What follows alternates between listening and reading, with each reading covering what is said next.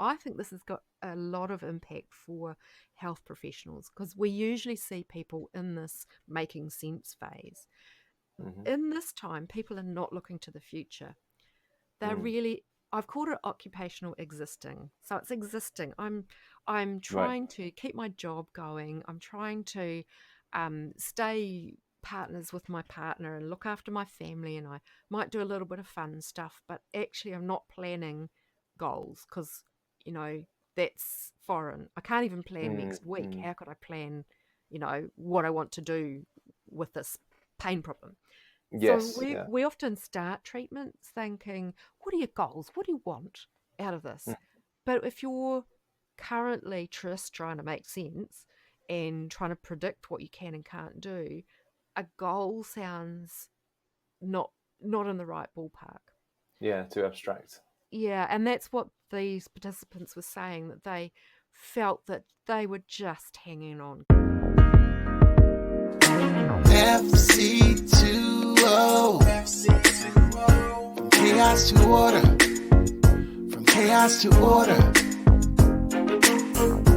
Here we go. From chaos to order.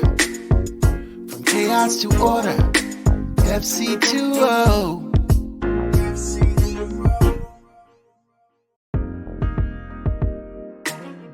Today we welcome the highly accomplished, insightful and entertaining Bronnie Lennox Thompson. Now, Bronnie originally qualified as an occupational therapist in the 80s. She went on to train in business skills, ergonomics, mental health therapies and psychology, completing a master's in psychology in 1999. Specialising in working with people experiencing persistent pain, Bronnie recognised that far from the standard narrative suggesting many people view pain as a means of staying off work, the majority of people actually wanted to get back to their work or occupation. As someone who's experienced her own journey with persistent pain, in 2007, Bronnie started her PhD on living well with chronic pain, completing it in 2014, which, as she excitedly exclaims on her webpage, means she can call herself Doctor, or as her kids call her, Dr. Mum. So sit back and let Bronnie guide you through her extraordinary journey, the realizations she's made along the way, and how they can help us to better support those experiencing ongoing pain conditions to still live well. Enjoy the show. Here we go. Well, welcome to another edition of FC2O with me, Matt Wallden, and my guest today, Bronnie Lennox Thompson. So thank you for joining me, Bronnie. It's an absolute pleasure to be part of this podcast. Excellent. So now, where are you based? I live in Christchurch, New Zealand. So bottom of the world, and we're coming into spring, which is very nice. And you're going through the most beautiful time of the year in the UK. So that's right. Yes, exactly. And so now I know you are trained as an occupational therapist, but you've done so much in your career. I think we need to have a bit of a rundown to explain your kind of journey into where you're at now, which could take a while, but let's see what we can do. We'll try not to do too many detours. So yeah, I started as an occupational therapist, and my main interest originally was in geriatric care. Right. But it's interesting. I applied for physiotherapy, for social sciences, and for occupational therapy, but for a twist of fate, I would have been a physio, because the acceptance letter arrived for the OT first, and I thought I'd never get into anything else, so I quickly accepted that. So it was a bit of a, and I also got into the social sciences as well. So I started in geriatric care, and that's when I developed my own pain problem. And wended my way through orthopedics and the usual kind of OT rotational positions, and while I was going through that process, I also concurrently developed got this back pain that just didn't disappear, and ended up being referred to the Auckland Regional Pain Service, where I was diagnosed by the delightful Dr. Mike Butler, who's a rheumatologist, who said those fateful words that nobody wants to hear. I'm sorry, but there's nothing we can do to help you. well, do for you from a medical perspective. Sure. And he sent me off with the book, The Challenge of Pain by Malzak and Wall, and nothing much else. And so I carried on working in geriatric care, went to another thing, another hospital, and I took 3 years out to be an air hostess. Right. It's like finishing school. And I travelled, I did my OE courtesy of Air New Zealand in Right, plush, very good. yeah, much nicer than backpacking. It was in plush accommodation, all fully funded, which was lovely. When I came back, I wanted to do vocational rehab. I was really interested in that area, and at that time there was very little available in New Zealand, especially for people who were who had accidents. And so in New Zealand we have this really different approach to healthcare, different from the UK, different from anywhere else in the world, where we have accident compensation corporation, That's which it, is yeah. government department. Yeah. And it's got paperwork galore, as every government department does, and every insurer does, and it manages all the accidental injuries, so there's no suing. Whereas anybody with a non-accident problem has to go through the health system. So at that time, they didn't have any return to work rehabilitation going at all. And so I was keen to start a private practice. And as I did so, I realised that most of the people that I was seeing had pain as their major problem. And so I got interested in looking at pain and pain management. And that is how I fell down the rabbit hole, and I've never come back. So I went from there. And roughly what year was this? Oh, there would have been... I started doing private practice in 1988, 87, 88, something like that. And I did that through till, well, I've kept my hand in private practice ever since, but I also did some consulting work for ACC where I looked at vocational rehab. And then I was exported or imported into the South Island because I was based in Auckland at that time. Moved down to South Island and joined the Burwood Pain Management Centre, which is one of the 3 or 4 tertiary pain management centres in New Zealand. And so I was brought in there to help them establish a return to work aspect to their overall pain management approach, which at the time they were saying, you know, we don't really think these poor people with pain should really be forced to go back to work. Kind of forgetting that most of the people actually really want to go back to work. Yes. Yeah, so I got involved in doing some work, sort of setting up some programs inside Burwood, and concurrently continuing with consulting work to ACC to look at how do we deliver pain management, and worked on the original Yellow Flags document. Oh, really? Okay. I worked closely with Nick Kendall for probably 10 years, and we worked together on that.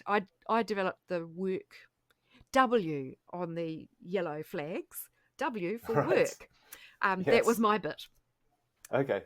And so then I, from there, did some primary prevention stuff, and I did some tertiary management stuff, and I worked for ACC, and I've been a safe handling advisor in my wanderings, and eventually landed up where I am now, which is working for University of Otago as the academic leader, really, of our postgrad programs in pain and pain management. And that's where I work most of the time now, with a little tiny bit of private practice and blogging. Yes, which is great blogging, by the way. Yeah. And so, but you, in amongst that, you did a master's in psychology. That was 1999, I believe. Yep. That you qualified in that, Yep. And a PhD. Yep. So you've been keeping yourself out of mischief. And I was a single parent with 2 active children. Oh, wow. Yeah, madness. But I really moved to Christchurch in part to go to work at Burwood, but also to begin my master's so that I could go on to do PhD, and I recognised that my undergrad training in occupational therapy wasn't heavy on research methods. So I majored in research methodology in my master's in psych, and my thesis was, in my master's level, was looking at return to work for people, a new program that I'd developed called Workabilities, which was developed for people who have done their pain management, but they're not actually ready for return to work. They needed something more. So we developed two programs. One was looking at returning to work for people who already had a job. And so that program evolved into a thing called Work Plus Skills, where people were working at work and they'd come and attend 2 days a week in our outpatient program. And they'd graduated already from the basic 3-week pain management program. And then we also developed one called Pathfinders for people who didn't have work to return to and who needed to change their jobs and needed to look at, well, how do I represent myself as a person with pain in a workplace where everybody knows you don't employ somebody who's got a bad back. Yes, right. So, right. and that was my master's. And then I went on to PhD. It was kind of a logical progression for me to, I was really interested in looking at people like my partner who has ankylosing spondylitis, but who has worked for his whole career. So he works in the mortuary, so he's a mortuary technician, and at the same time works as a high country firefighter. He's retired from that now, but at the time that I've sort of first met him and got interested, his ankh spond was really revving up badly, and so we had trouble rolling at night. So I put a sliding sheet under him so that we could roll because he couldn't cough. His ankh spond was really aggressive. And he eventually went on to Humira, and he now has no pain, which frustrates me rather. Because he's still very active. And so my thought was, well, I hear every day these stories of people who are not managing. And yet I've got this man that I live with who has intense pain, but is actually working full time. And we see in the media very often reports of this person has osteoarthritis, but they are still doing blah, blah, blah. And we have Mahi Drysdale, gold medal winner, who has in rowing, and he has ankh spond. We have a guy, Matt Lockwood, who is a V6 racing car driver. He has arthritis, rheumatoid. There were just so many mentions of these quite prominent athletes who had significant pain problems, but who carried on. And it intrigued me that we know next to nothing about them. So I wanted to find out. And I think that's one of the fantastic and innovative aspects of what you've done is, one of the guys that I've done a lot of learning with is Paul Check, and one of his kind of views on health and disease is that medicine often studies disease, which of course has its place, but that actually if we can study the healthy and understand what they're doing, then that might give us more clues as to what optimal strategies are for living well. And this is really the whole sort of theme behind what your research has uncovered. Is that right? That's exactly the picture. What we know about, if we look at our research about pain, we'll find out all the things that are hallmarks of somebody who isn't going to cope. And all of our treatments predicated on the idea that this person has a deficit or a inability or something wrong with them, and we need to correct that so that they can go back to being normal, without recognizing that somebody who lives well might not be doing the inverse of somebody who's doing poorly. Because pain's and disability as a biopsychosocial phenomenon, we can't assume that individuals alone are going to be different just because they're living well. It could be their social circumstances. It might be that their disease process is different. It might be that they have different kinds of work. It might be that they use coping strategies, and we don't really know. And to date, there are only about there's 2 models and one strong research group really looking at resilience or task persistence. And Zoutra and colleagues are the prominent researchers looking at this at a different kind of model that looks at this individual and the characteristics that person has. But I'm an OT. We look at people in context. So I was intrigued at not the individual differences, but the trajectory over time. Yeah. Because we see people usually with pain when they're at their worst. We don't see them when they're really good. They come to us when they're distressed and they've given up or they're fed up or whatever. Yes, and so we don't see them in the positive, flourishing, coping end.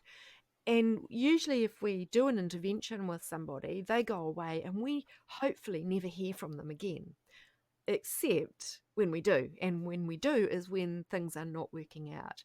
So our picture of somebody with chronic pain is somebody who is catastrophizing, is disabled, is distressed, is not coping. And yet over time, people's presentations fluctuate and vary. And they vary depending on what, where are they at? And pretty much everybody who gets an unexpected pain problem that hangs around for 2 or 3 months is going to start wondering, what is this? What have I got wrong with me? And that's when they start to seek help, when it's hanging around too long or it's getting in the way of doing what the person really wants to do. And what we don't see is what happens over time as perhaps they get older, perhaps they adjust to the disability. Is it that people change their ideas about what they can do? Do they change their goals so that their end points are a little bit softened? Or is it because people around them are kind of changing how they respond? We really don't know. And we've got a little bit of stuff around longer term trajectories with low back pain, but we don't actually know much about how those trajectories occur. We're looking at individual predictors rather than contextual relationship, systems based relationships that occur. Exactly. So that's what I looked at. Yeah, I was going to say, so this links in with the fact that you use this classical grounded theory to help identify what's called the main concerns for these people experiencing persistent pain. Yeah. And I think obviously when I first read that, I didn't know what you were talking about, and now I have a bit of an idea because I've read around some of your work. But could you explain why that's quite an important start point, and why you chose to use this classical grounded theory to help identify these main concerns? So grounded theories, it's a really common, quite a popular methodology for studying phenomenon that there is little or no existing theory. To start with a theory, you're assuming a lot. If you want to grab a theory, you're assuming that the people that you're looking at look similar and are involved in the same phenomenon as the theory posits. Yes. But there isn't anything. And there certainly wasn't at the time I started my PhD. Zoutra's work was very emergent at that time. So I chose grounded theory because it is really good at using real world data, and from that being able to generate conceptual models or relationships between factors that you identify. I chose classical grounded theory for a peculiar reason. So there are 3 different versions of grounded theory. There's constructivist, which says really we construct a relationship and a meaning between me as a researcher and you as a participant, and together we create this thing that's very contextualized in today and that stuff. And what that means is that we can't take the concepts that are developed out of that and do hypothesis testing, because that violates the assumptions of a constructivist stance, which is that, you know, it's a person's construction of what happened. With classical grounded theory, what we're doing is very much more like a positivist or post-positive view, where we can stand back and we can observe events as if we're not involved, or we're only peripherally involved. So like we can observe that a tree falls over and we didn't have to actually touch the tree, it just fell. So we get this idea that, you know, trees fall over. In classical grounded theory, you're standing back and you're looking at a phenomenon that you will detect from any kind of data. I happen to use interview and questionnaire data, but you could use records, you could use existing records of something. You can use any kind of data according to Glaser. Sure. Okay. So I really wanted to get something that meant that at the end of it, I can test these constructs and the relationships that I've found to validate or to do the empirical side. Because in classical grounded theory, you're doing just hypothesis generation rather than confirmation. Other forms of grounded theory Strauss and Corbyn's version, they do that confirmation as part of generating their theory. But Glaser said, no, our job's to just generate some new theory and somebody else should pick it up and test it. So that's why I chose it. Yeah, and part of the reason I wanted you just to explain that is partly, obviously, if people want to read into your research, that gives them more background, but also the name of the podcast is From Chaos to Order, and the idea here being that order emerges from chaos, in chaos theory or in systems theory.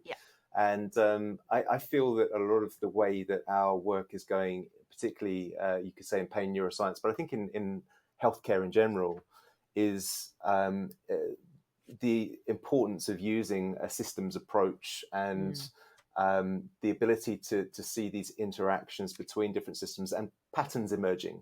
And that's essentially seems to be what you've done in a formalized way with your PhD. That's exactly what you do. So we have people describing an incident that happened to them, and then I go to the next person and I find that they're saying the same thing.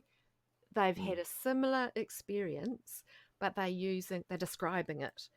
So we're really collecting similar patterns of behavior or interactions or experiences and grouping them together. And the process is very formalized for classical grounded theory. It's incredibly labor intensive, and you live, eat, breathe the data that your informants are giving you. But out of it, you have these consistent empirical phenomenon. For example, every person in my study spent some time trying to make sense of what was going on. And, I use the word making sense, and everybody knows what that means to them. The way that my participants described it is they really wanted to know what's the name of this thing. So we called it naming. So there's a process that people go through to get the name of what they've got. And it's the detail varies, but the purpose or the function of doing that is to get a name that's like a shorthand abbreviation. Oh, I've got ankylosing spondylitis. I've got fibromyalgia. And that's meaningful because to the participants it said, this is no longer mysterious. This is not spooky. I pretty much know the outcome of what's going to happen. I'm going to probably have to learn to live with this because there is no cure.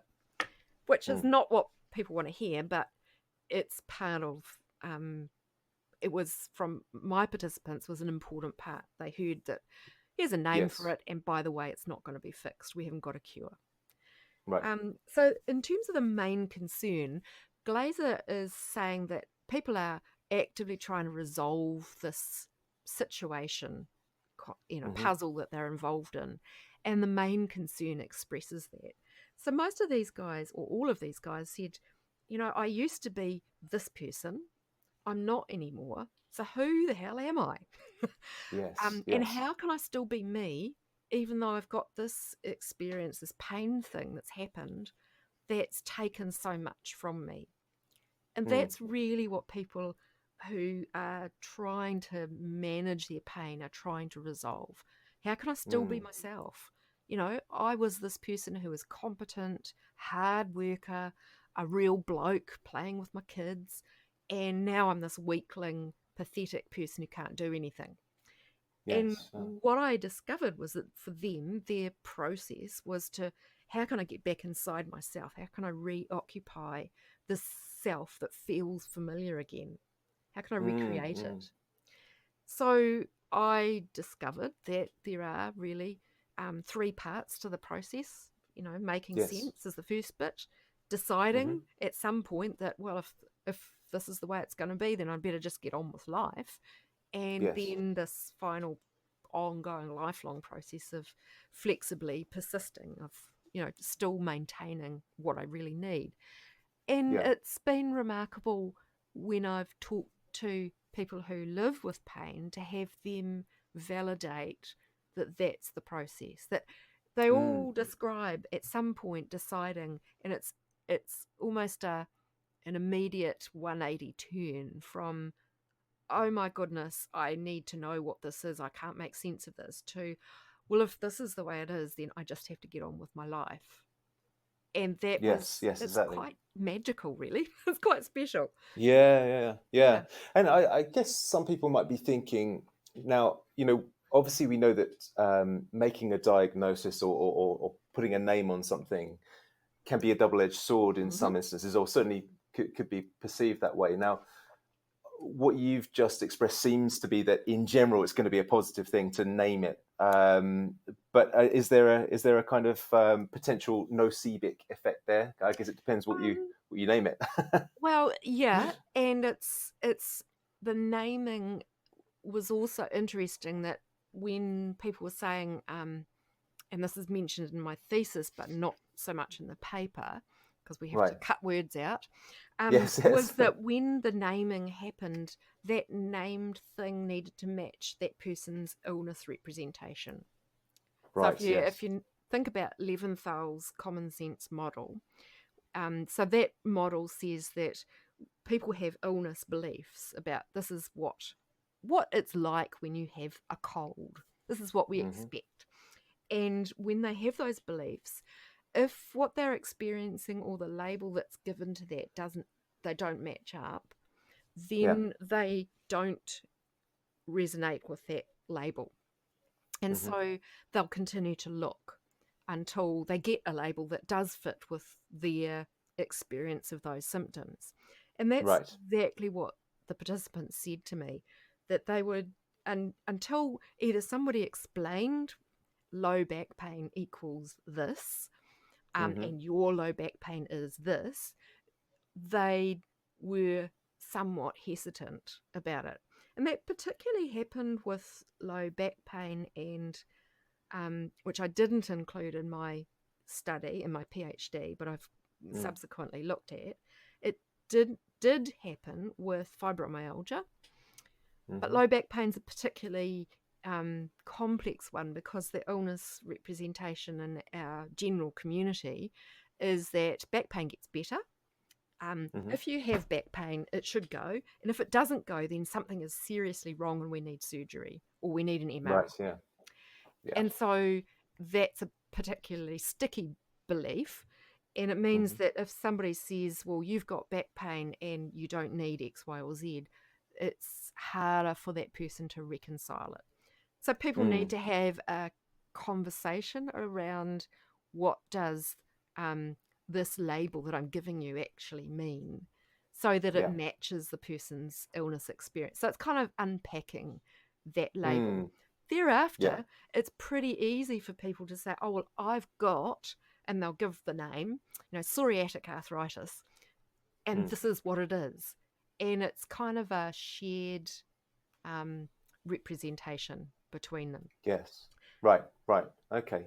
And so then that helps to explain that first making sense component. Well, and then the second part component. Of it. Go on. Sorry, there's more. On. There's more. Go on. So there's two other bits. So naming is one part of making sense. There's predicting, which is the bit that at the moment I see as not being facilitated by anybody. And perhaps this is something that occupational therapists in particular could look at, but also physiotherapists, in that this is about what is the impact? What is going to happen with my pain? If I do X, what's going to happen? How long can I do it for? If my pain is doing this, can I predict what I do? So if you've got a very predictable pain problem, and osteoarthritis is a pretty good one for that, if you do X, you'll get this amount of pain and it'll probably behave like that and then calm down. If, on the other hand, you have a neuropathic pain where it's often quite unpredictable and people are not very good at predicting whether it's going to bother them today or not, or where you've got somebody who's really just looking at the physical aspects, so movements that they believe influence their pain, and they're not aware of stressors, whether they're good, it's Christmas and I'm happy, or not so good, I'm really stressed at work. They're not as capable or as aware of the influences of those things on their pain and what they do.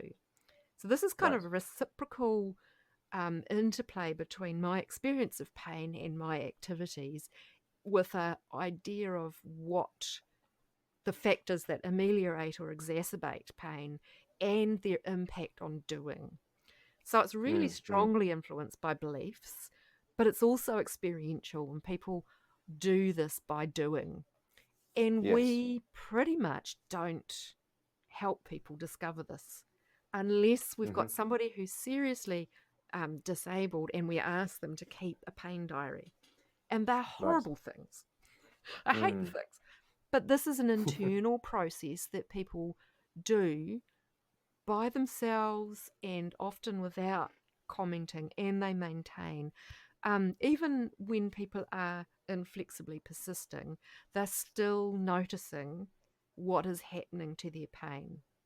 So they're constantly tracking it. And we don't talk about this because way back when I started working in this area 30 years ago, well, not quite, it was thought that you shouldn't track pain because that's going to focus attention on pain.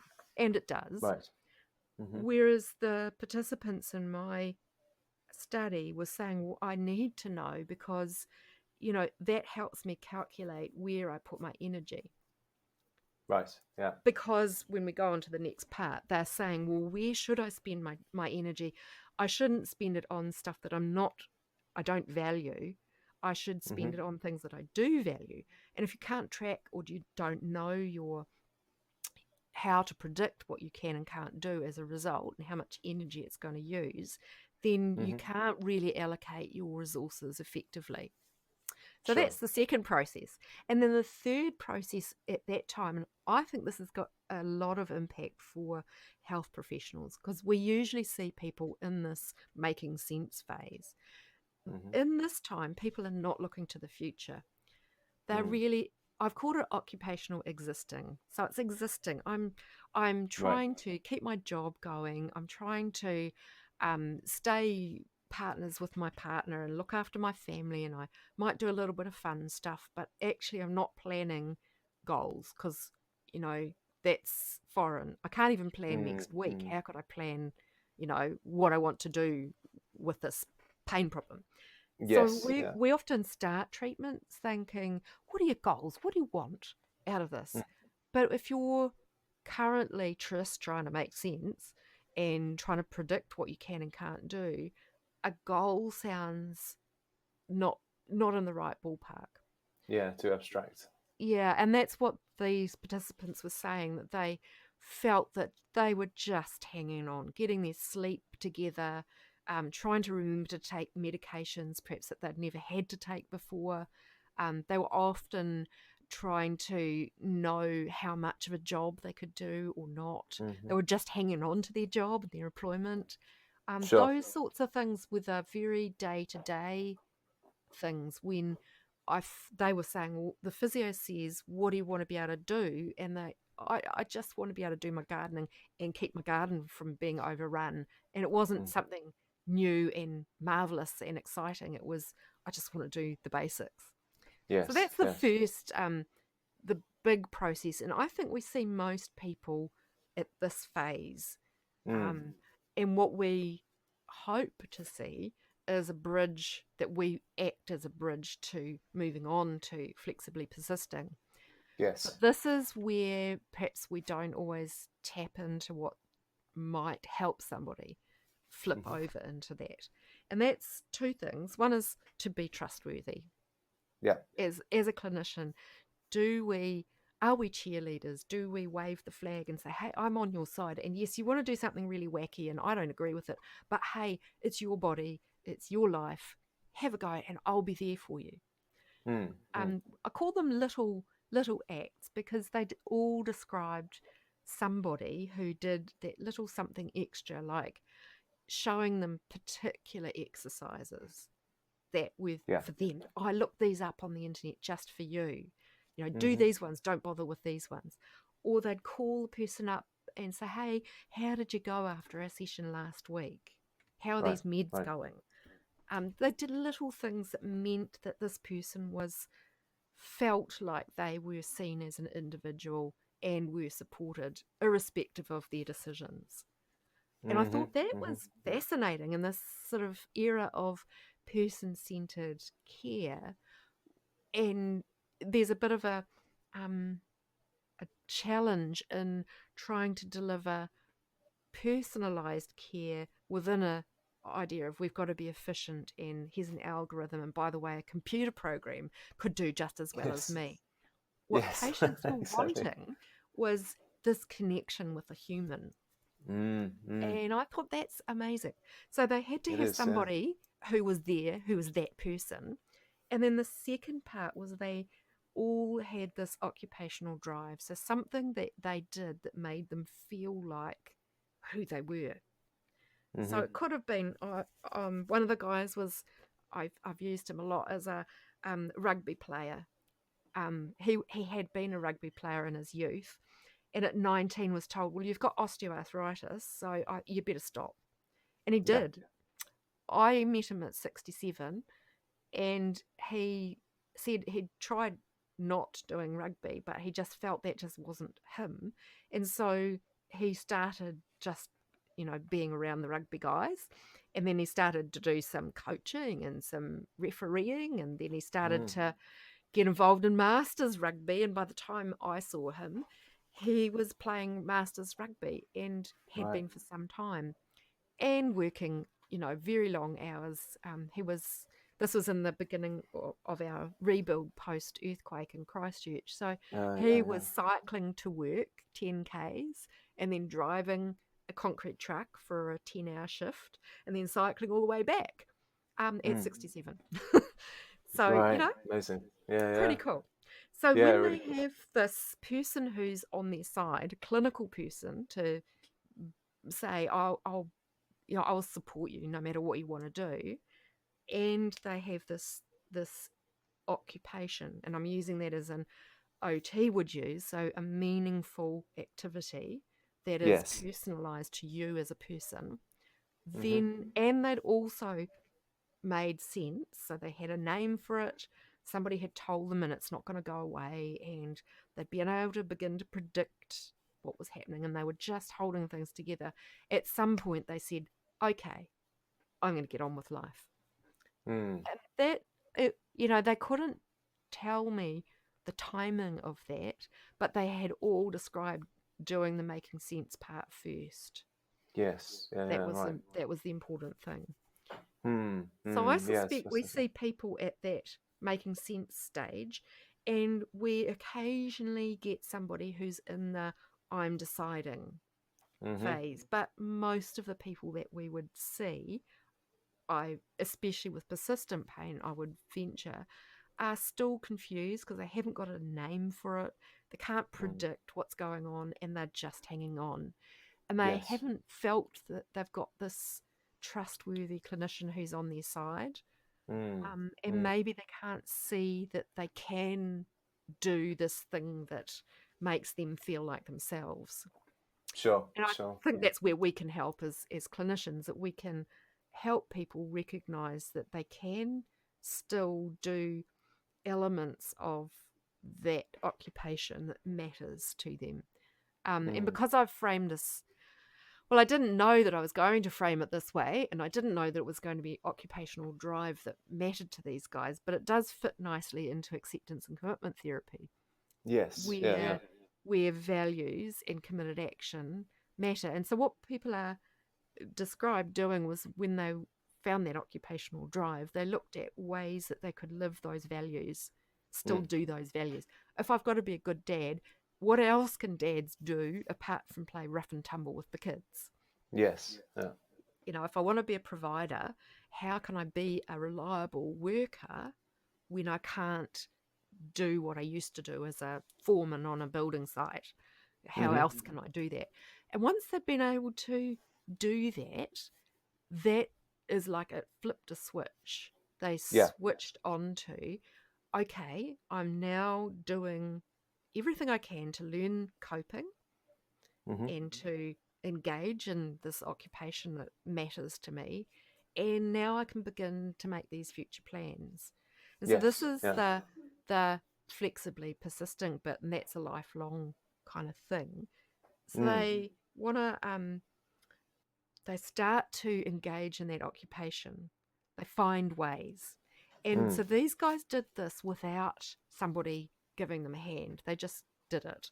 So they naturally found ways to still be a good mum, still, you know, the guy that wanted to be a racing car driver, that helped him decide from, I'm not going to be a couch potato anymore.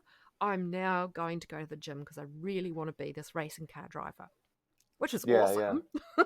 That's amazing. Yeah, from And I somebody. think in your paper, don't you say that it's somewhere between 13 and 36% of those living with chronic pain will tend to develop this kind of living well approach? Yeah, and that's an interesting figure because, again, we don't study them because these people are not generally seeking treatment Help. at this point. They're the people who've, you know, they've got their angst bond, they've got their meds, they're just getting on with life.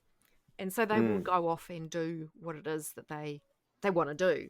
And so when we do a epidemiological study, we're generally asking for people who have got problems. Or when we look at our cohorts that come into pain management, we're looking at people who've already managed to jump through all the hoops to get referred. Whereas these guys haven't, because I selected people who hadn't been part of any pain management program. So they were naive to self-management, which is also really interesting, because then they said, oh, I'm going to have to learn some coping strategies. If I want to be a rugby player or, you know, playing Masters rugby, what do I need to be able to do? And that made the coping strategies meaningful. Yes. So one of my concerns is that we might try teaching people things like activity pacing, but unless it's really helping them achieve something meaningful for them, they'll probably look at it as a nice piece of theory, and it doesn't apply to me. I don't want to. It's horrible. For sure. So I found in their coping that they all used what I've described as non-judgmental awareness or mindfulness. So they track their pain, they notice their pain, but they don't freak out. Yeah.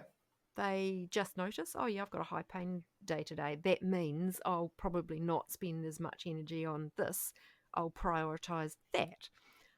Yeah, and is this part of why mindfulness? Do you think this is part of why mindfulness has been shown to be, quite an effective intervention for many people experiencing persistent pain? It's interesting because there were none of these participants had learned mindfulness. Yes, yeah, it was a kind of habit. It was just that they said that, yes, I've got this pain, but it's only noise. It's not, it doesn't mean anything significant. I'm not going to worry about it. It's just And do you think they kind of intuited this idea that, because we as clinicians, we often talk about hurt doesn't equal harm. And do you think they had almost intuited that themselves or come to that conclusion? Yeah. Yeah. They'd realised that, it's just it's a bad pain day today and it's okay. And it was like that sense of, it is just noise, but I need to know it because it'll tell me how much energy I've got. It was like, because the burden of pain is not so much in it's painful and I can't think straight. It was that it's taking energy out of me that I would otherwise allocate to other stuff. So a high pain day means that I'm just a bit less. I haven't got as much resource, which I thought was quite interesting. They didn't use mindfulness. They all use. Right. You're gonna love this because you're physio. They loved doing movement, and they incorporated that movement as a way of getting headspace. So they walked, they cycled, some of them went to the gym, most of them walked, or swam. Well, something rude. I do love that for a number of reasons. but one of the reasons that links in with everything you've been talking about is because I know we're probably going to move into this idea a bit more of self-coherence and this idea that they're kind of rediscovering their sense of self. But one of the things that I've been aware of over the last decade or so is this idea that walking in particular is excellent for integrating the two hemispheres of the brain. So it gets both hemispheres online and creates this kind of crossed extensor pattern, which we've known about this obviously in exercise rehabilitation for many, many years. But it does, and it links in with a quote from a guy called William Stafford, who says that sometimes the truth depends upon a walk around the lake. Yeah. And I think what he has intuited there is this idea that, just by going for a walk, particularly out in an open natural space, but going for a walk integrates those two hemispheres. It moves you into this bigger picture view of things and allows you to make sense of the situation that's before you. It's almost like dreaming, but you're awake. Yeah. It's letting those things filter through. And it was fascinating because at the time, John Kerwin, JK, a great JK. So he was rugby player, for those of you that don't know. How could you not know? He talks about mood, and so he's been this real spokesman for men with depression. And what he says is exercise, it just makes me feel better. And I see this happening with these people. It wasn't necessarily walking or cycling or whatever. It could have been gardening, but whatever it was whole body movements. It wasn't done to strengthen, to straighten, to correct. It was done maybe as getting to and from work. But it was primarily there so they could clear their head and just let things free up. And I think mindfulness is used as a means to an end. You will become relaxed. Well, these guys are saying, no, I just notice, which is precisely what mindfulness is meant to be. And they use their walking or their movement as their form of mind meditation, if you like. Yeah. And then there was the other group of things that they did was anything that helps, which was quite idiosyncratic. So my lovely man with his who's a rugby player and concrete truck driver, he had a set of coloured lights that he sat under for 30 minutes a day, that he swore was the thing that helped him. And the participants were, they were not, I was expecting to have a list of proper, good coping strategies and improper strategies that they didn't use. Well, that one blew out of the water, because they did things like booming and busting. And they did things like resting. One woman described resting. She said, so what if I organise my day so that when I'm feeling better, I can do more, and when I'm not feeling so good, I can rest. I'm getting what I want done. And it was sustainable. And it kind of rocked my world, because pacing is this almost godlike rule that thou shalt do no more on a good day and no less on a bad day. But these guys were saying, hold on, if I've got this really important thing that I want to do, I need to allocate time and energy to that, and I can delegate other stuff. And I thought to myself, as I listened to them describing this, that actually that's what we do. Yeah. And I have pain, but, put me as someone who doesn't at the moment. But if you think about Christmas Day, we rush around like blue-ass flies to get the family stuff done, so that hopefully on, Christmas afternoon we can just chill. And maybe Boxing Day, if you don't have a teenage daughter, you can just blob. If you do, you'll be out doing the Boxing Day sales. But you know what I mean. Yes. But we do this. If we have a 4-year-old's birthday party, we will move heaven and earth to make sure that it goes off beautifully, and then we'll crash. And that's what these guys were describing. And so when they talked about their coping strategies, they said, I'll evaluate, I'm not going to turn anything down, but I'll evaluate whether it fits in with my life and how I want to be and my priorities, not whether it's going to help reduce my pain or other people think it's a jolly good thing. I thought that was fascinating, because we've got these almost rules about what we're meant to demonstrate are effective, active coping strategies. And actually, it's not quite as simple as that.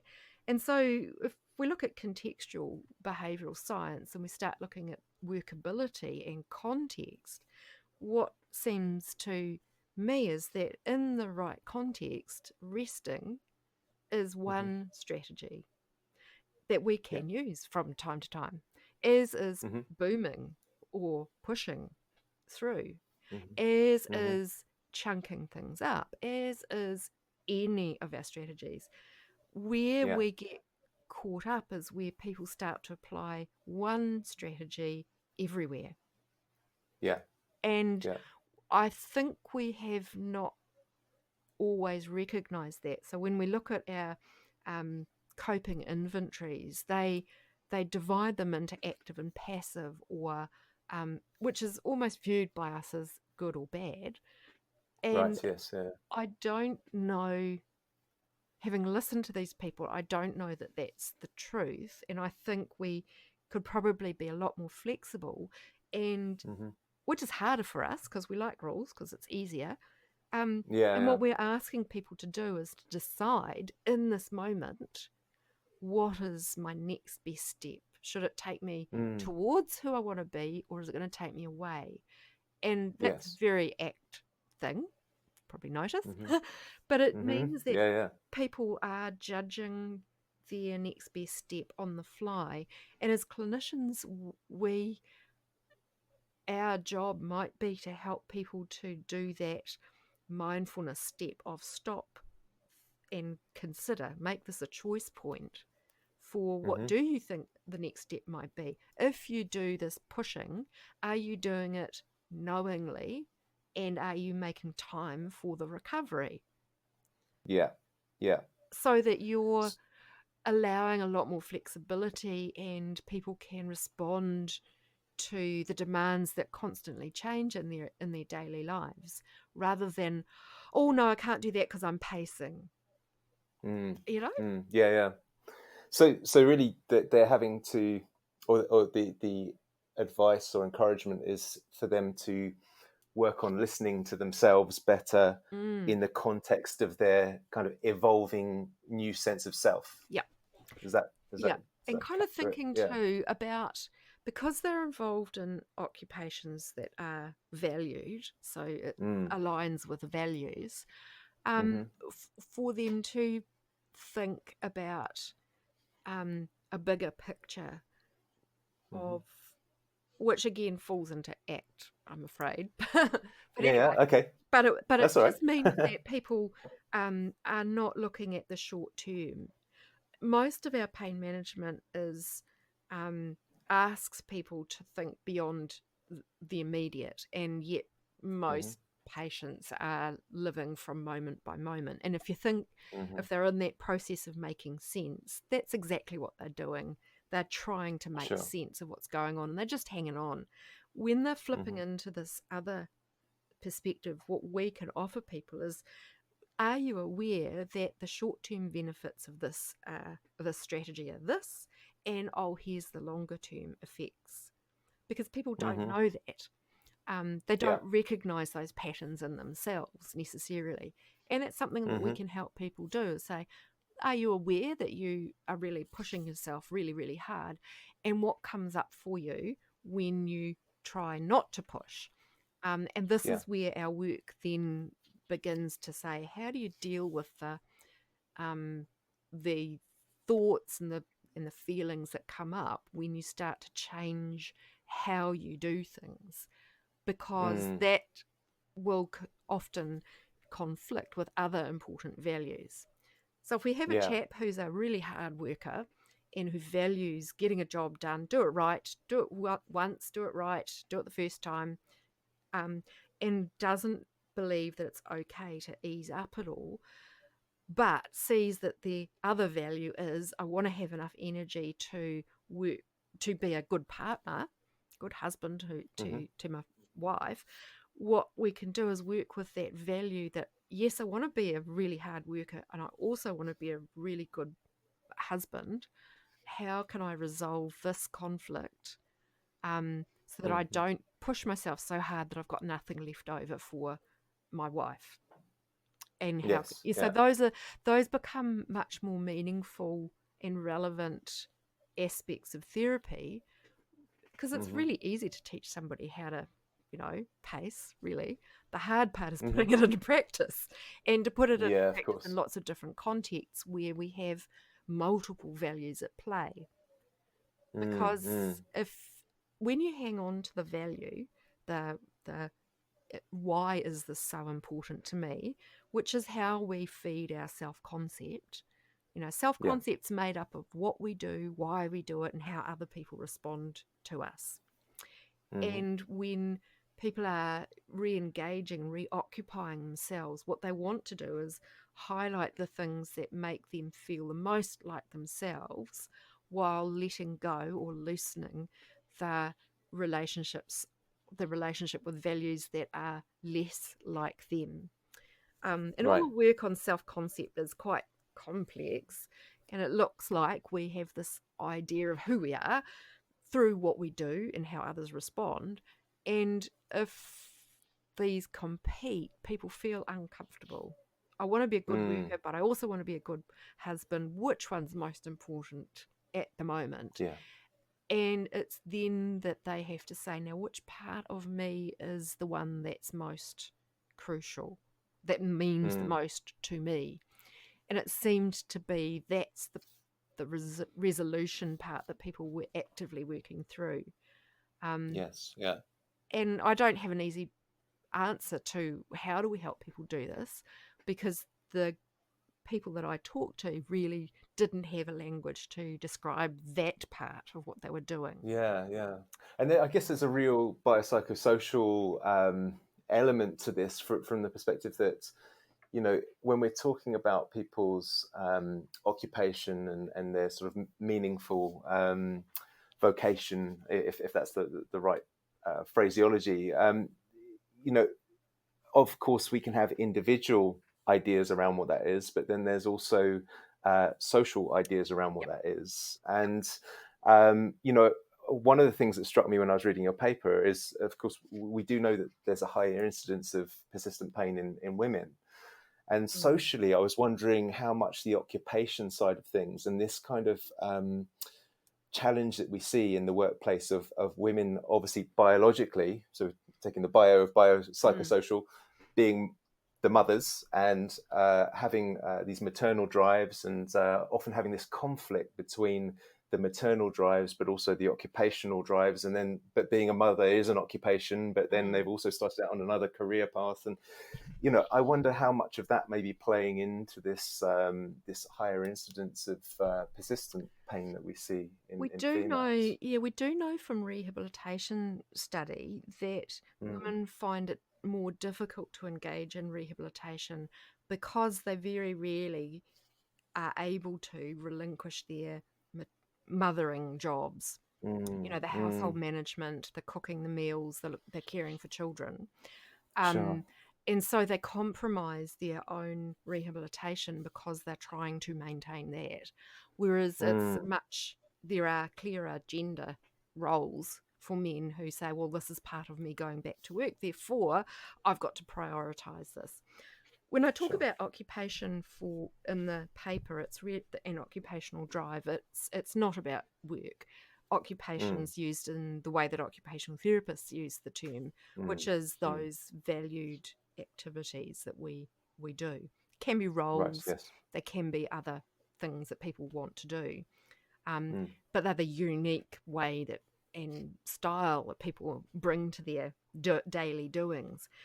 And so what I found with the women, although there were no strong gender differences, they hmm. were saying, well, I'm a mum, I can't not do mum things, I just have to find a way to make that happen.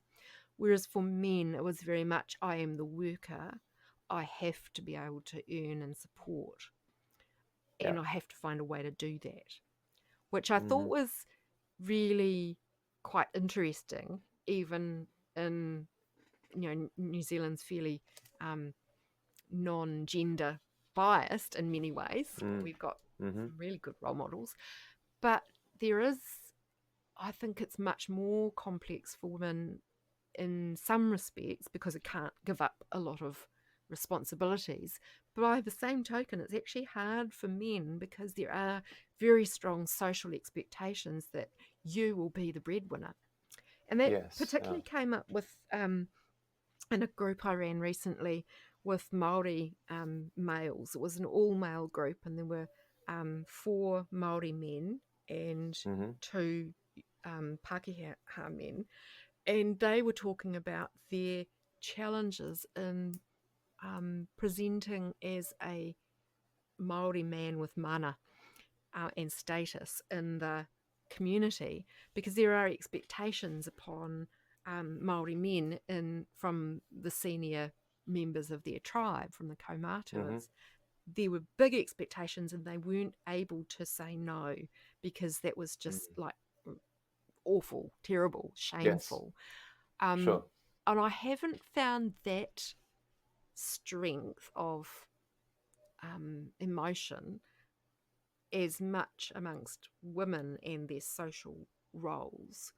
Mm, mm, But but when we start talking about mothering and parental mm, duties, whereas the Maori men, it was much more my job as a Maori man is to, I must do this thing for the kaumātuas because that's obligatory and you can't escape it. yes. Yeah. Fascinating.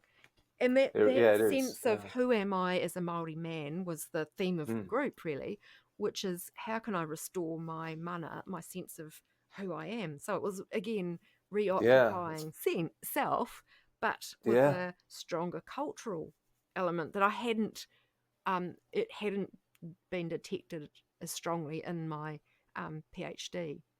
Yeah. It's absolutely fascinating, isn't it? Oh, Really, really totally interesting. incredible. Yeah. Yeah. And so I know we've been talking around this idea of reoccupying a sense of self. Is there any set of guidelines still around this, or is there is it's such a kind of new field, and every body's case is so idiosyncratic that it has to be a multifaceted approach of supporting people to reoccupy this sense of self. I think that it starts with recognizing that it is a process, and that I met people when they had resolved this. So they were feeling that they were living well and they knew who they were despite their pain. So, and that trajectory was quite variable in time length. And they, because there were some who had not had pain for as long as others who'd had pain for most of their life. And so they had been, so they're a select group. So I'm not sure that we can directly apply them to everybody. However, being on social media as I am, I've had lots and lots of conversations with people as they're working their own way through their process of coming to terms with what's happening. And they do, one of the things they were saying is, tell me as soon as you can that, and be definitive that my pain's not going to go, because that stops me looking for the possible cure, because the drive to go back to who I used to be, my old sense of self, is so strong when there's this carrot of, I could be that again if this cure took all my pain away. And none of our treatments for persistent pain are terribly effective. So the odds are pretty high that people are going to at least have some pain, even if it's not as intense as it is right now. But I've looked in vain for information on how clinicians convey that message to people. I've not found any research showing how we tell people you have persistent pain. So that's an area for future research. And I think it's a really important one, because it comes across in a lot of the qualitative research where people said, and also on social media, people have said, I need to know if this is not going to go away. And there's this belief that it's nocibic to tell somebody that maybe it won't go. And I'm not convinced, because we're not saying that it's not going to go. We're saying the probability is it's going to hang around for a while. And that signals to the person that if this is the way it is, then I probably need to stop this search to be who I used to be, because there's a letting go of those things. And this was where sorry. Well, no, I was going to say, this is where I first emailed you a few months back and was asking you about this, specifically really with regards to the idea of acceptance and commitment therapy. The idea that if you were to accept that you have persistent pain, and maybe that you will always have persistent pain, is there a danger that could mean that people prematurely give up hope, as it were? So obviously you responded to that, but do you want to explain how you would answer that question? Yeah, so the way that I put it to people, and this is echoed by people with lived experience online and the discourse that I have in some of the groups I belong to, where I'd say, look, we don't know whether your pain's going to go or not, but the chances are high that it's going to hang around. And what that means is that now is a really good time to learn how to get on with what's important to you. How can you be more like yourself? Because out of that, it gives permission to people to, instead of investing and putting life on hold and investing all their energy in a way to go back to my old me, they start to say, well, how can I still be me and have this bit of wiggle room, as I describe it, to start to still do things that matter to me, which really fits, again, beautifully into ACT. And I do use the finger trap, the Chinese finger trap, with the group program, where, we get people to put it on, and, what happens when you get stuck with your pain, and here's this finger trap, and you try your mightiest to get out of it, and all it does is grip you even harder. And that's a really nice metaphor for the efforts that people go to get rid of their pain. They wait, they put lives on hold while they wait for the investigations, then they wait for the diagnosis, then they wait for a treatment. And meantime, their relationship's falling over, they're not sleeping very well, and they feel often demoralized. They're not depressed, but they're demoralized, they're frustrated and fed up, all because they're waiting for this magic wand or something that's going to bring them back to who they used to be. And the really sad thing is when you meet somebody who's had their pain for 15 years and they say, I used to be this sports person and I want to play rugby again. And they, there is not a hope in hell that they'll go back to being the kind of rugby player that they used to be. Sure. They still can do rugby and get involved in rugby, but it might be in a different way. But they won't do that because it doesn't match with their belief about how it ought to be. And when you dig into that and you find out what is it about rugby that matters so much, and you find out, well, it's the comradeship, it's the excitement of the match, it's the achievement. There are lots of ways that you can still have comradeship, excitement, and achievement without necessarily playing rugby. You might want to get involved with rugby because you like it, but there might be other ways to express those things. And those are the values. And it's that finding the wiggle room to allow you to feel okay about exploring other ways of becoming that person who still gets those excitement, the thrill, the comradeship. That's the bit that I think is where the therapy happens. And I think, we do a lot of stuff around exercise with people for chronic pain. And I think we focus very often on that it's going to reduce the pain. But if it doesn't fit that person, if it's, if they're not gym people or they don't like walking, and they don't have a dog, why else might we use movement? How else can we help people use movement? Because we all move. And can we do it in a way that fits for that person?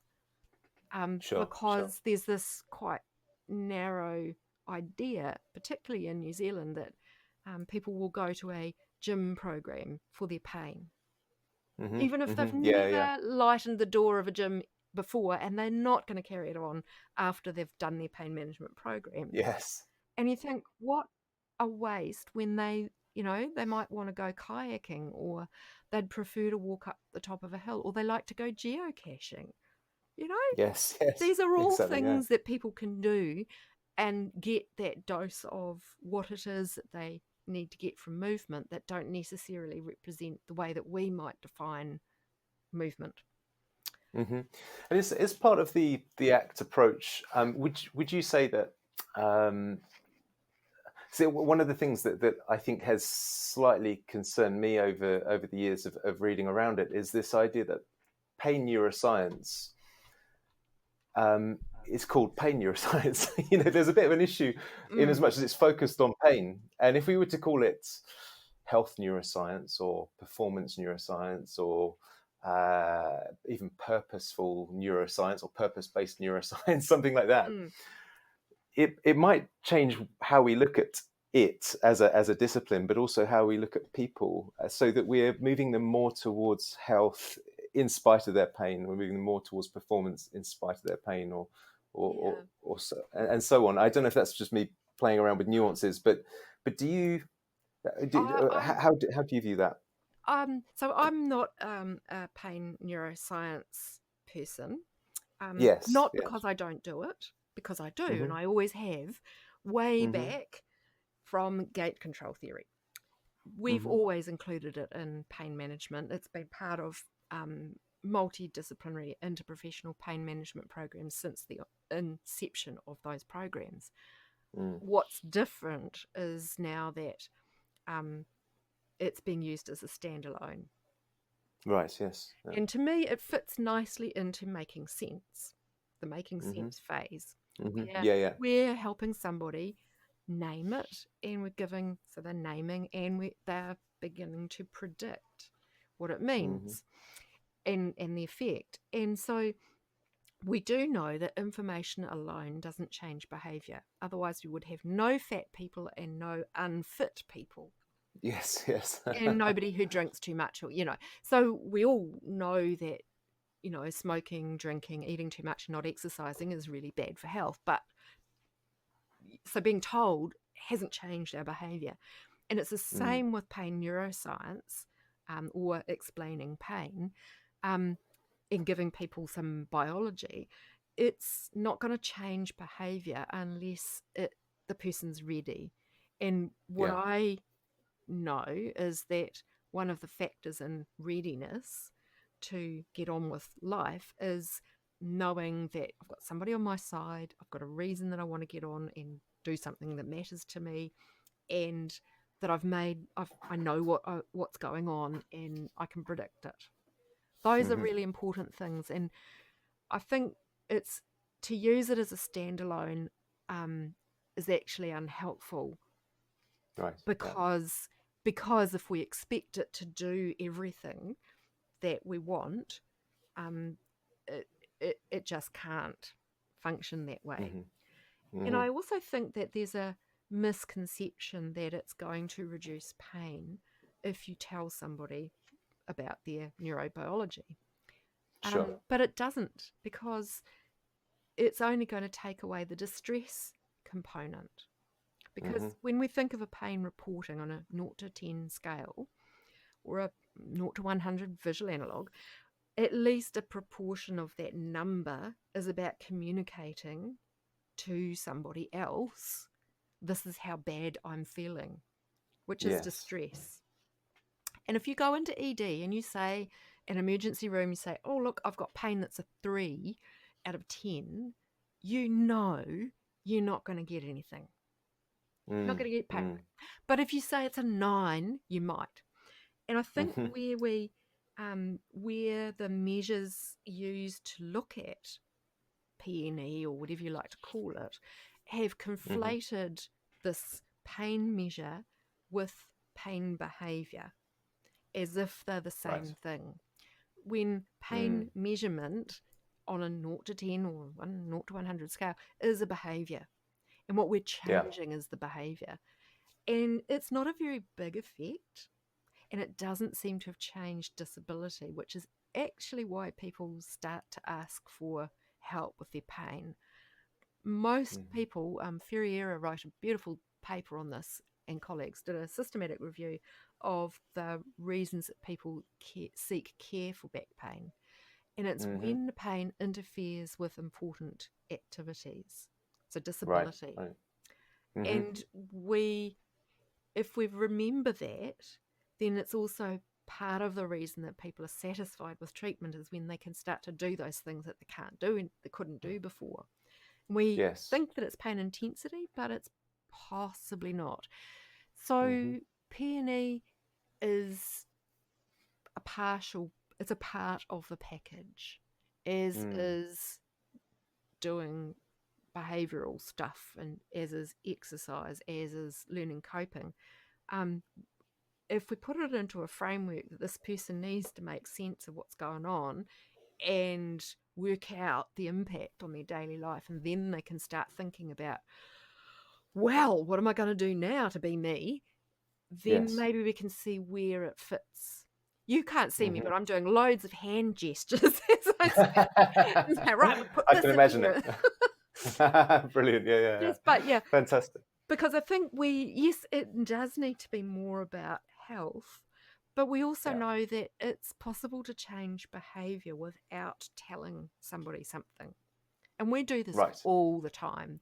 We want to change somebody's behaviour. We can just respond to them differently. And we don't have to explain.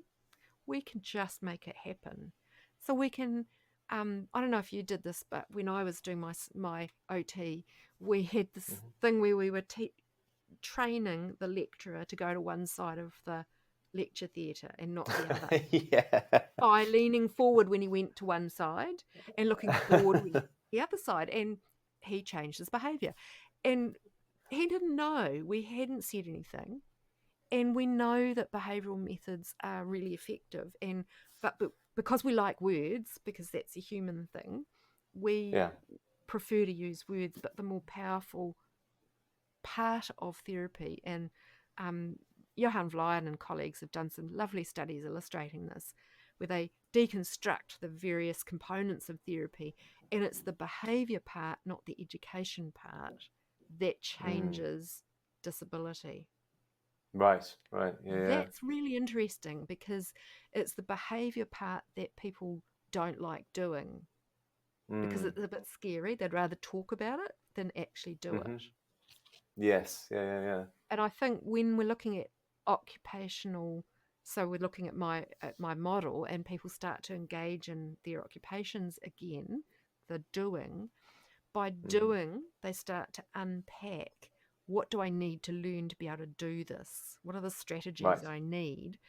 So it's more of an experiential process than a talky process.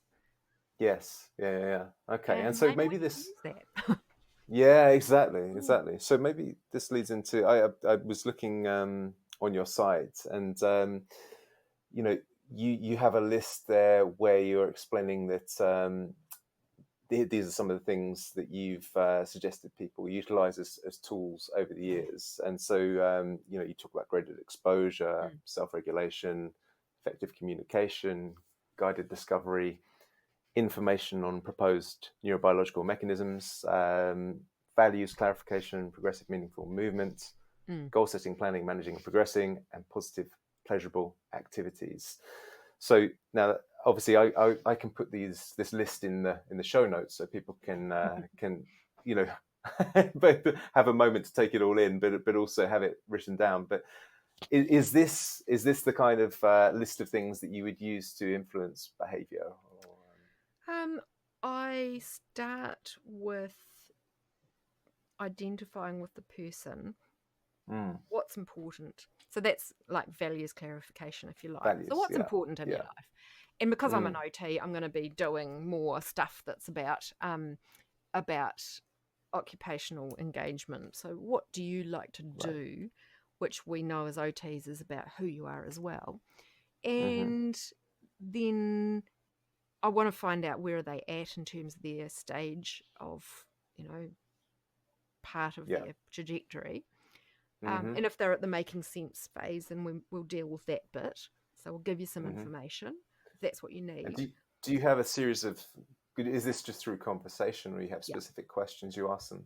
No, when I meet somebody, I like to start with take me through a 24-hour day, because it's pretty quickly you'll find out where the person's daily problems are. I want to know their theory. What sense have they made of everything that everybody else has told them, and what they think is going on. And I have there's an assessment process that I follow through on the I think I've listed it somewhere on the blog site, but it could be a while back now. While. So I go through that. It's a bit of a semi-structured interview, but if I'm pushed for time, it's this 24-hour day. Just take me through your day, and as we go through, what are you missing? How's that for you? What do you think? Lots of guided discovery, so that I can understand where the person's coming from. Because the very first stage is trying to understand how have they got to where they've got to. Why is this person presenting in this way at this time, and what's maintaining that presentation? And then we can go from there into what's your main concern? And if that person's main concern happens to be I'm not sleeping, we'll tackle that first, because that just makes sense. But if it's more existential, we'll start to look at what is important in your life, what would make you feel like you. And then we start to build those things in. And often, because the first thing that people drop very often are those self-care, pleasurable, fun things, social Yes. things. They'll stick to getting up and getting dressed and managing to eat and do, that stuff, and they manage to stay going to work. But the fun goes, and their relationships with their mates goes. So I try to build those things in, because often those leisure occupations are the things that make people feel more of themselves, because they express Yes. important values. Mm-hmm. So if you want to go out fishing, we'll go out fishing. Yeah. If you want to play space games, video games, well, let's work out how you can do that. Yeah. And then look at, and when you do that, what's working, what's not working, how's that working for you. And it's really a guided discovery process. And then it's saying, so I wonder if you've thought about what it's like at the end of the day. What's the short-term effects? What's the good effects of this, and what's the not so good? And where might this leave you? Because most people will have a clue. They might not recognize the longer term not so good effects. So sometimes I'll work with that. Yeah. But yeah, it's very fluid, and it does. The distinction that I make between a CBT approach and ACT is that we don't tackle the thought content. People just notice. So let's step back and notice that right now, what's your body feeling like, and what do you think your next step might be? Is it going to take you closer to being you or further away, so that they can make their mind up themselves. Yeah. Yeah. So it's kind Makes of sense. fluid. It's not protocol driven at all. And the group program that I run is more structured. There's some requirements that I need to do for ACC, as well as trying to follow what Kevin Vowles and colleagues developed in their ACT program that I have drawn on mightily, because his work is fantastic. Right. Yeah. And I hear he's coming back to the UK, to Okay. Ireland, I believe, but don't All right. quote me on that. But that would be amazing. So you'll still have Lance McCracken and Kevin Vowles in the UK, and they are my absolute favourite researchers. They're fantastic. Excellent. So something to look out for. Yeah. Yeah. Fantastic. Well, now one last thing, I think, because it's getting late there for you. It must be nearly bedtime at least. And Coming to it. Yep. yeah. One of the things that you mentioned to me in our email exchange was that a really interesting discussion that we as health professionals must have with ourselves is how much of the desire to help someone to get better is an ideal that we can fix them when nobody else has, or a fear that perhaps what we offer isn't actually enough.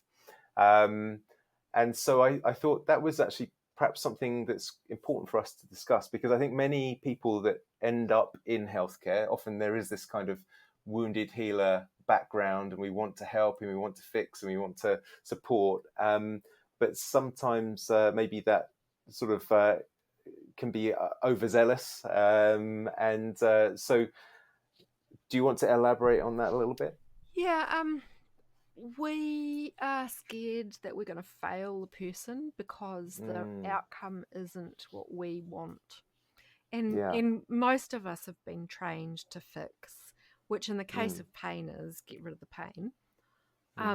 Slightly different for occupational therapists, but very strong amongst medical practitioners and physios, which is that we want a remedy, and we want to do it in a way that fits our model of what's important.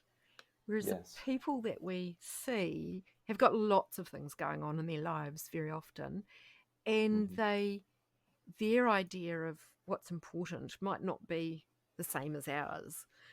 And I think we find it very hard to not do anything and just to be a witness.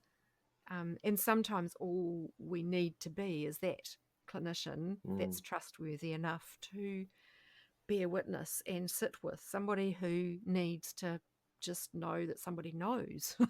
And then to be willing to let the person come up with the options.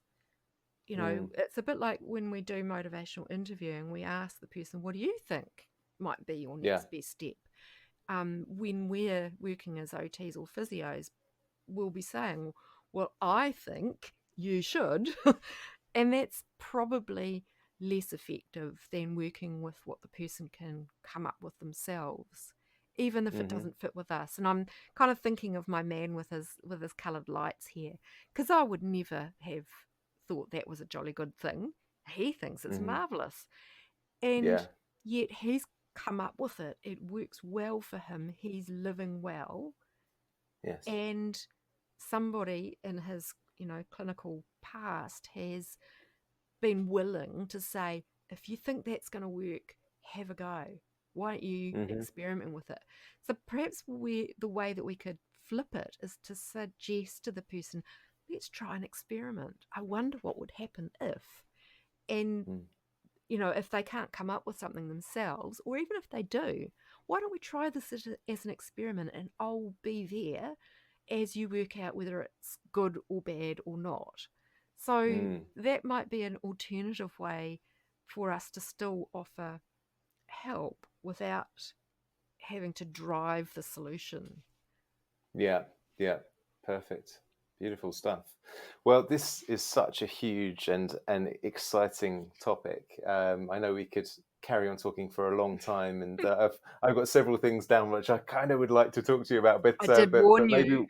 I know you did say before we started that you were in the mood for a chat, so that's fantastic, and it has been amazing. I think certainly for me, it's created a lot more clarity in both in your work, but also in how important it is to get that process right. In terms of getting the making sense first, and I think I was probably a bit more focused on the idea of actually finding a bigger goal and a life purpose and this kind of thing without perhaps as much recognition of the immediate here and now challenges that the person is facing, and trying to get them to focus beyond that, which obviously, as you say, it's a good idea, but it's not feasible in many instances when they're at that making sense stage. So that's Yeah. been great for me to pick up on.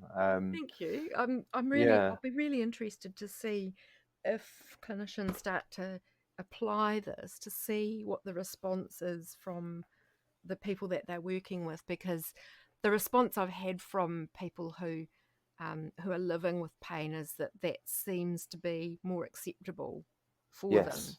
and Yes.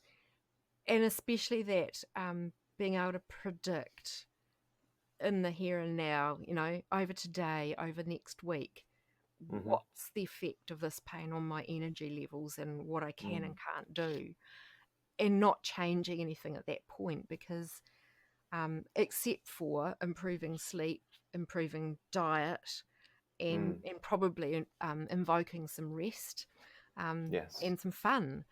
Because Yeah. when we put those little everyday short-term things in, that seems to build, I don't know, it builds momentum towards giving some breathing space so the person can think about, well, if this is how it is, I do need to get on with my life.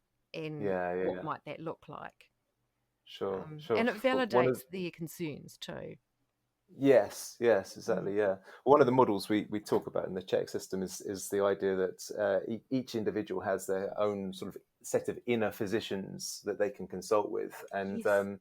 so you've got Doctor Diet, Doctor Quiet, Doctor Happiness, and Doctor Movement, Mm. and so on any given day, at any given moment, you can have a bit of introspective time and say, now, which of these physicians do I need to spend more time with today? Do I need to tidy up my diet a little bit, or do I need to spend some time doing things that make me happy, or have I not moved as much as I should do just recently, or I'd like to just recently?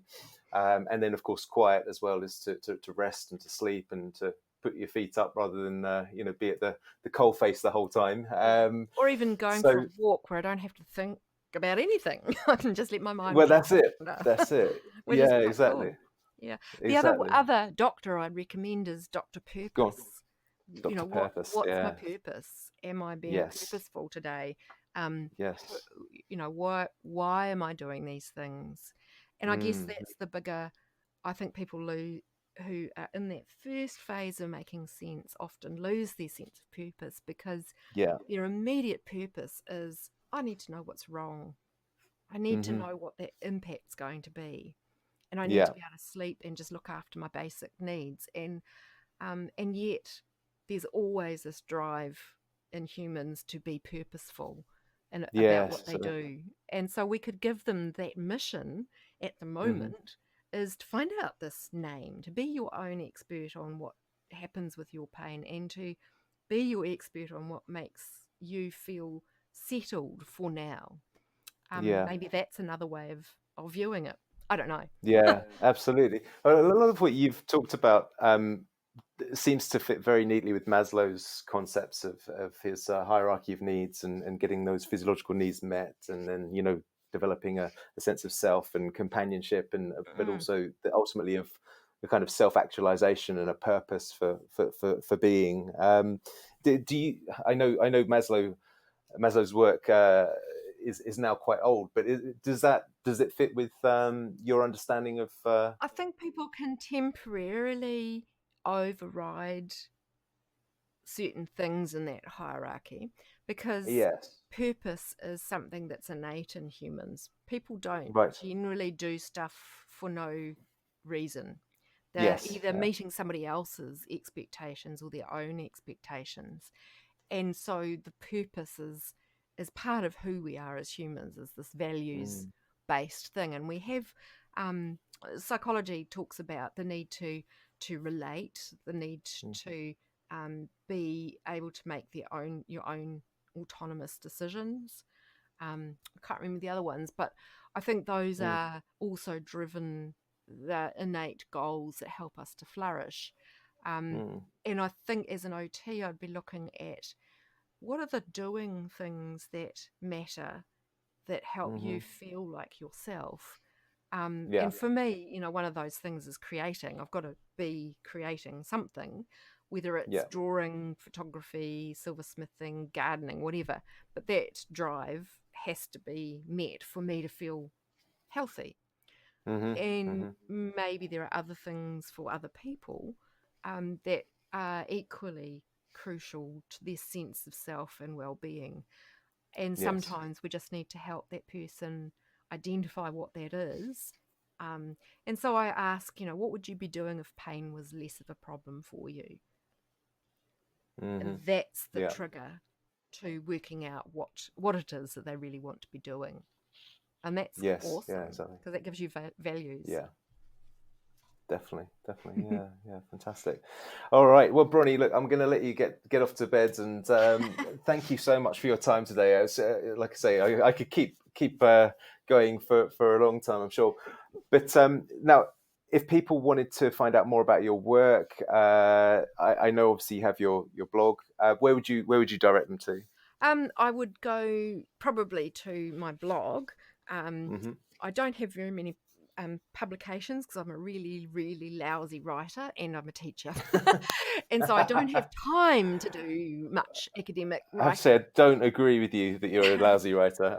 My But writing okay. on on social media is, so there's the social media Exploring Pain Research and Yeah. Meaning group, which is the Mm-hmm. largest group. I think we've got 22,000 members Yeah, that's around the amazing. world. Yeah. Yeah. We've got my health skills .co.nz blog, and Mm-hmm. that's, I've been going since 2007, so it's quite a lot of writing in there, and I blog once a week. Right. So there's Right. just a lot of stuff there. Mm. And people are most welcome to contact me via the blog or via Facebook. Yeah. Otherwise, I'm always reachable through University of Otago, where Mm-hmm. I'm listed under the Christchurch campus as Excellent. Yeah. Bronnie Lennox Thompson, Excellent. in Okay. the Department of Orthopaedic Surgery, would you believe? Wow. Wow. Yeah. Yeah. Fantastic. And do Yep, you run courses at all? I do. Yep. Mm-hmm. So I'm running one for the San Diego Pain Summit Mm-hmm. on ACT, a 2-day workshop. Mm-hmm. That's in February. I'm running one this weekend, actually, a CBT Mm-hmm. course for physiotherapists in Wellington, where we have Right. 50 people enrolled and a waiting list, which is really exciting. Wow. Um, Excellent. Yeah. yeah, and so there, I have done sessions on graded exposure, on my research work on motivational interviewing, primarily around sort of psychosocial and communication, because I think communication's that skill that you cover in your first year of training and then you very rarely go back to. And really a lot of CBT and ACT is actually skillful use of communication. Rather than saying we're doing psychotherapy, we're just being really good at asking questions and helping people join the dots themselves. And that means that it's not as much hard work for us. Yeah, fantastic. Well, thank you so much for your time, and I'm sure we're going to have more discussions down the line. But yes, thanks for all your hard work and all your insights. It's been really fascinating, and I'm sure it's going to help not just a lot of our listeners, but also their clients. And I don't know whether we're allowed to call them patients from what you were saying. That was another thing I was going to ask you about. People, yeah, I know. I prefer to use people, but I keep repeating. They're people mainly. Yes, but, exactly. It's one of those things you fall into the old habits. Yes, for sure. Brilliant. Okay. Well, thank you very much, Bronnie. Okay, you're welcome. Appreciate it. Take care. Thank you. You're welcome. Bye-bye. So, as you can tell by her enthusiasm and her depth of responses, Bronnie is a true master of her craft. And what's really great about Bronnie is she's still exploring, using a mix of her interactions with those experiencing pain through social media, through colleagues internationally, and with the people she works with locally in New Zealand.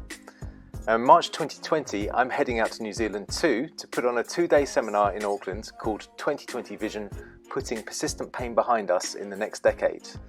Now, the apparent irony in the name after a podcast like this, Putting Persistent Pain Behind Us, may not be lost on you. However, all I can share at this stage is that there is more than meets the eye, and the model I'll be presenting will help to make sense of how we can truly put persistent pain behind us. If you're nearby, come and join us, either at the event in Auckland on March 7th or 8th, or at the event in Sydney on March the 14th and 15th. To secure your place or get more information, please head over to mattwalden.com.